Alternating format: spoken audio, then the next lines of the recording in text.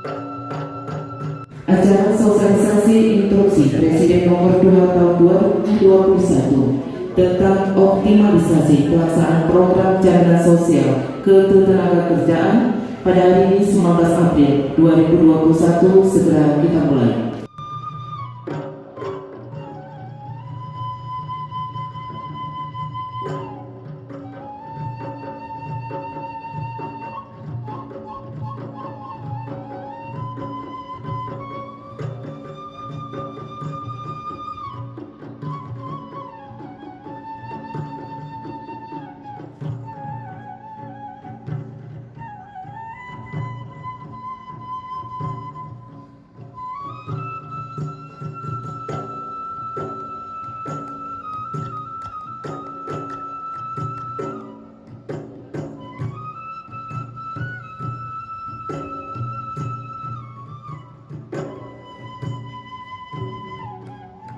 Bersama-sama melaksanakan atau mengikuti kegiatan sosialisasi Presiden Republik Indonesia Nomor 2 Tahun 2021 dalam rangka optimalisasi pelaksanaan program jaminan sosial ketenagakerjaan dan untuk menjamin perlindungan kepada pekerja dalam program jaminan sosial ketenagakerjaan khusus di Kabupaten Bogor.